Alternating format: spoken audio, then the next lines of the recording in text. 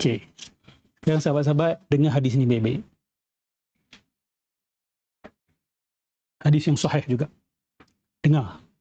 Ya'ti fi akhir zaman qaumun hudatsa'ul asnan sufahaul ahlam. Akan keluar sekumpulan manusia di akhir zaman, umurnya muda, gigi baru tumbuh. Sufahaul ahlam. Mimpi mereka ni mimpi-mimpi orang bodoh. Impian-impian bodoh. Yaquluna min khairi qaulil bariyah. Dia akan bercakap dengan kalam-kalam manusia terbaik. Siapa tu? Rasulullah. Dia akan banyak quote Quran, sunnah, quote hadis. Okey. Saya bukan nak kata semua orang yang quote hadis tu kumpulan ni, jangan salah faham ya. Yamruquna minal islami kama yamruqus sahmu minar ramiyah. Dan mereka ini akan keluar daripada Islam seperti mana panah keluar daripada target dia. La yujawizu imanuhum hanajirahum. Dan iman mereka tidak melepas mereka punya kerongkong. Okay, ini apa lagi tanda yang Nabi bagi? Mereka banyak quote daripada Nabi sallallahu alaihi wasallam.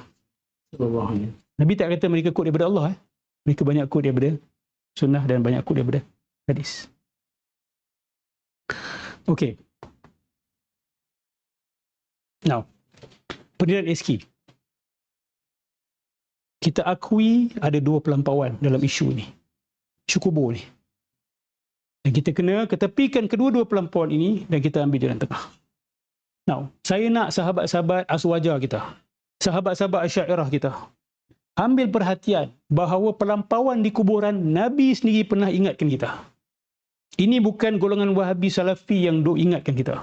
Rasulullah sallallahu alaihi wasallam sendiri. So, hormati Nabi sallallahu alaihi wasallam dengan menghormati amaran Rasulullah sallallahu alaihi wasallam. Jangan kata it's a non-issue. Jangan kata benda ni tidak ada masalah langsung. Naha Rasulullah sallallahu alaihi wasallam an yujassasal qabr wa an yuq'ada alaihi wa an yubna alaihi. Nabi sallallahu alaihi wasallam mengharamkan kubur itu diplasterkan. Diplaster ni maksudnya di binaan. Di simen, dan Nabi halang kita duduk ke atas kubur dan untuk kita bina binaan di atasnya. Okey. Hadis lain, la'natullahi 'alal yahud wan nasara ittakhazu qubur anbiya'ihim masajid. Laknat Allah kepada Yahudi dan Nasrani kerana mereka mengambil kubur nabi-nabi mereka sebagai masjid. Ada ulama menjelaskan masjid kat sini maksudnya tempat ibadah. Allahumma, Nabi doa, la taj'al qabri wathanan yu'bad. Ya Allah, jangan jadikan kubur aku berhala yang disembah. Apa petanda di situ? Kubur memang boleh jadi berhala yang disembah. Boleh jadi boleh jadi. Ishtadda ghadabullahi ala qaumin ittakhazu qubur anbiya'ihim masajid. Begitu teruk, begitu dahsyat murka Allah kepada kaum yang mengambil kubur nabi-nabi mereka sebagai masjid. So amaran ni ada tak? Kita harus ambil perhatian. Ambil perhatian. Berhati-hati dengan pelampauan-pelampauan yang dilakukan oleh orang-orang di kuburan. Ini kita jangan nafikan dan ini memang ada. Nabi juga ingatkan kita, la tutruni kama atratin nasara ibn Maryam. Jangan kamu melampau mengagungkan aku seperti mana orang-orang Kristian melampau mengagungkan Isa. Betul tak ada amaran ini? Allah ingatkan kita, la taghlu fi dinikum. Jangan kamu melampau dalam agama kamu. So ada peringatan? Ada. Kita harus ambil perhatian, harus ambil perhatian. Jangan melampau di kuburan. Jangan buat apa yang Nabi SAW kata jangan buat. Seboleh-bolehnya. Sebab dia dhari'ah. Dia boleh membuka pintu kepada syirik. Boleh membuka pintu kepada kekufuran. Sebab memang bawa. Dia sikit, akhirnya, oh ni wali kutub, dia menguruskan segala-galanya. Dia boleh hidupkan yang mati. Dia yang menentukan takdir. Ini semua ada disebut. Dia bermula daripada pintu-pintu kecil ini. So, kita kena akui. Sahabat-sahabat mungkin penat, tak apa. Tak dengar sekarang, balik boleh tengok balik. Dengar balik, okay?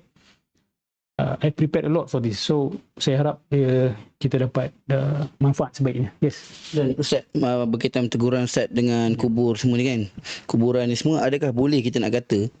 Kerana di sebelah kita ni lah, ahli sunnah kita pun kena insaf juga. Di sebelah kita ni juga ada setengah, bukan kita lah, tapi orang lain yang umat Islam yang melakukan aktiviti di kuburan begitu, menghasilkan produk orang seperti Muhammad bin Abdul Wahab juga. Adakah kita boleh kata macam itu juga Ustaz? Okey. Kita tak nafikan bahawa satu pelampauan dia akan bawa kepada satu pelampauan yang lain. Nak selesaikan pelampauan bukan dengan pelampauan. Kalau niat Syekh Muhammad Abdul Wahab untuk hentikan pelampauan-pelampauan ini, dan dia sendiri tidak melampau, saya rasa semua orang akan sokong dia. Dia sendiri kata bahawa ulama-ulama zaman aku ni setuju dengan apa yang aku seru, tapi dia orang tak setuju aku bunuh orang.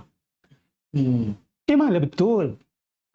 Kalau dia setakat kata, wahai orang Islam, ini semua boleh buka pintu syirik, minta kepada Allah Subhanahu Wa Taala, bernazar untuk Allah Subhanahu Wa Taala saja, kan? Jangan selalu pergi duduk kubur, minta dekat orang dalam kubur, istighasah terus. Lebih baik jangan buat benda ni haram, boleh bawa kepada syirik. Semua orang akan sokong, insya-Allah. Kebanyakan akan sokong. Kita pun hari ni akan sokong. Sebab tu ulama bila dia start bunuh orang, ulama kata, wait a minute, kau dah murtad akbarkan orang ni, dah syirik akbarkan orang ni. As-San'ani pada awal sokong, tolak. Asy-Syaukani pada awal sokong, lepas tu tolak, lepas dia orang tahu. Sebab seruan awal itu, kita boleh kata, dia nak suruh berhentikan syirik. Dia nak suruh berhentikan perkara yang dianggap sebagai syirik lah. Yang bagi majoriti ulama, ini semua zari'ah, pintu kepada syirik. Dia bukan syirik akbar. So baguslah, menghalang syirik yang kecil. Baguslah, menutup pintu-pintu syirik. Bagus tak? Bagus. Tapi bila dah menumpahkan darah, mentakfir orang dan sebagainya, ulama tarik sokongan. Yes. Lepas tu Ustaz, ada kaitan lagi. Okay, let's say lah kisah Muhammad Abdul Wahab ni dah berakhir lah kan. Yeah. Kita nampak sekarang isu kita adalah lebih kepada orang yang penyokong-penyokong dia kan. Tak boleh ke kita orang cakap macam ni lah, kisah dia yang dia bunuh orang ni semua dah lepas, tapi kita tak boleh nafikan sumbangan dia pada kota Mekah, pada tanah Arab terutamanya lah. Ini yang persoalan yang saya timbul tadi lah. Saya pemakai topi Wahabi saya. Saya berkata sumbangan dia kita tak boleh elak, kerana dia kubur-kuburan diratakan. Kerana macam-macam lah. Ini hujan ni biasa kita jumpa je. Dia orang beritahu ini antara sumbangan yang mengangkat diri dia dan mengangkat mengapa kita perlu terima apa yang dia buat ni. Sebab tak, somebody has to do it lah. Sebab kalau tak ada orang buat benda ni sampai sekarang masih berleluasa. Itu satu. And then yang keduanya, untuk counter argument balik yang saya tanya tadi tu, ada tak ustaz yang biasa pergi ke tanah Arab ni semua, biasa tak nampak selepas matinya Muhammad bin Abdul Wahab ni, masih juga benda-benda khurafat masih ada lagi di tanah Arab ni. Maknanya dia bukan savior kita. Faham tak? Maknanya dia bukan didatangkan seperti Nabi Muhammad SAW untuk membantras benda-benda ni semua. Kan? Dia angkat diri dia sendiri ke? Macam mana? Apa komen Ustaz pada dua soalan tu? Katalah ada seorang ni, dia masuk ke sebuah kampung. Kampung ni banyak perzinaan. Dia pergi bunuh semua penzina ni. Anak cucu dia lepas tu tak berzina sebab takut kena bunuh. Dia menyelesaikan masalah tak? Zina berhenti tak? Berhenti. Tapi dengan cara dia bunuh orang. Macam mana tu? Masih nak kata dia berjasa? Dia buka lompong lain pula. Orang untuk hina Islam. Dia bawa kepada satu yang lebih teruk daripada tu. Kita akui ada syirik-syirik kecil ni berlaku. Ada ghulu fi salihin ni, di mana-mana ada berlaku benda ni.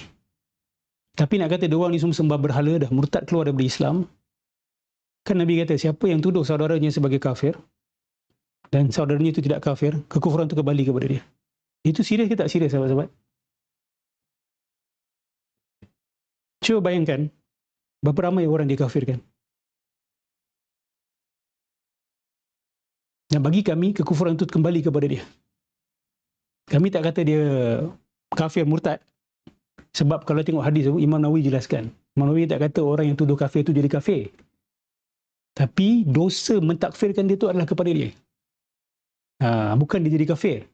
Ini yang dijelaskan Al-Imam Nawawi. So apa pandangan dengan perbuatan macam tu? Okey, dia nak halang perkara yang dianggap sebagai syirik.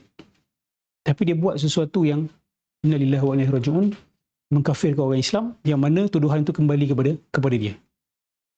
Betul kan? Awak salah tuduh, dia kembali kepada awak.